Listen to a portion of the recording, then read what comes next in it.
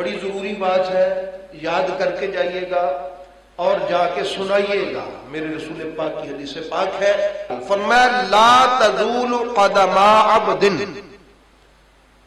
پاؤں نہیں اٹھا سکے گا وہ اپنی جگہ سے بندہ، پنجابی میں ہے کہ پیر نہیں پٹ سکتا اتھوں، کب تک؟ حتی یسأل عنہ اربعین، فرمایا یہاں تک کہ 4 سوال اس سے نہ پوچھ لیے گئے۔ وہ کون سے ہیں؟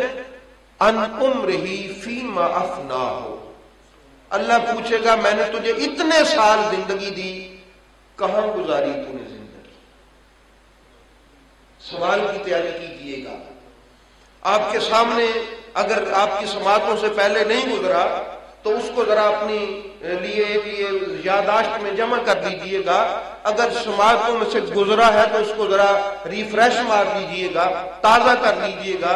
فرمایا ان عمرہ فیما افناہ، فرمایا اتنے سال تھی تیری بلوغت سے لے کر تیری موت تک زندگی اتنی تھی، بتا تو نے اس زندگی میں کیسے کیسے گزارا کیا، بتا اب تیری وہ عمر میری فرما برداری میں گزری یا میرے سامنے کھڑے ہونے میں گزری، یعنی میرے خلاف گزری، میری نافرمانی کرتا رہا، ساری عمر کا حساب دے، اس سے پوچھا جائے گا۔ اس لیے احباب گرامی، ان ساری مصروفیات کے باوجود بھی، ان تمام تر اپنے دنیاوی معاملات کے باوجود بھی اس سوال کی تیاری کریں، کیونکہ یہ میرے رسول پاک سرکار کا فرمان ہے کہ ان سے 4 سوالوں کے بارے میں پوچھا جائے گا۔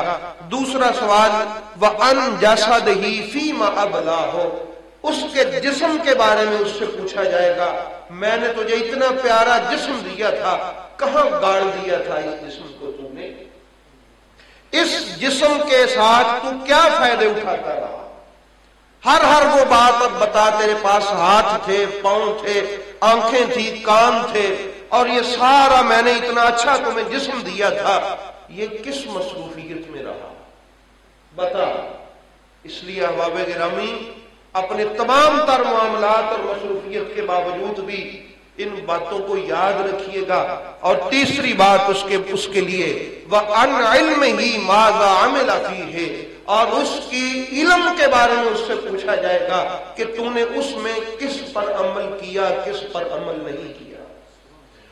یہ بہت بڑا لمحہ فکریہ ہے۔ اللہ پاک ہمیں اسی لیے فرمایا کہ جو علم حاصل کرے اور اس پر عمل کر لے، اللہ اس کو ولایت عطا فرما دیتا ہے۔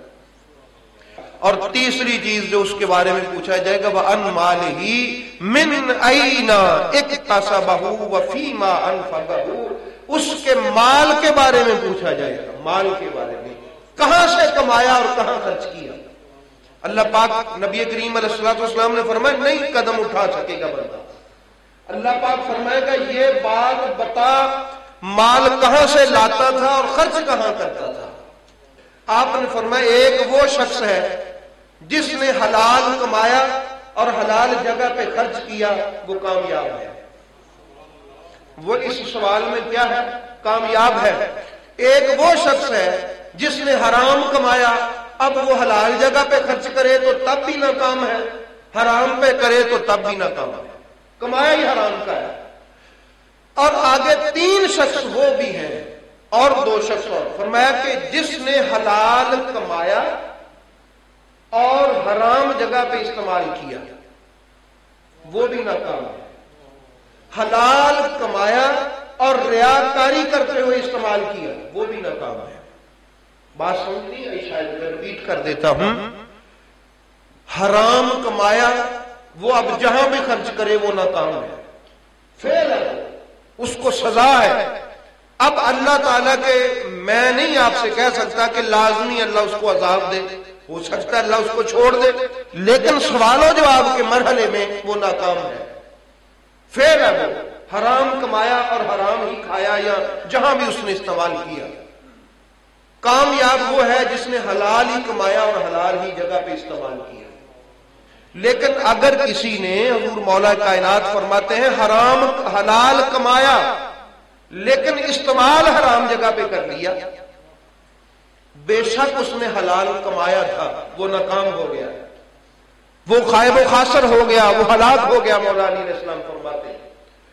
اور ایک وہ شخص ہے جس نے حلال ہی کمایا لیکن خرچ کرتے وقت اس نے ریاکاری کر لی، یہ سوچ لیا کہ لوگ میری تعریف کر دیں، وہ خرچ کر کے بھی حلال کما کے بھی ہلاک ہو گیا، ضائع کر دیا اس نے اپنا یہ حق کہ اس کو کچھ دیا جاتا۔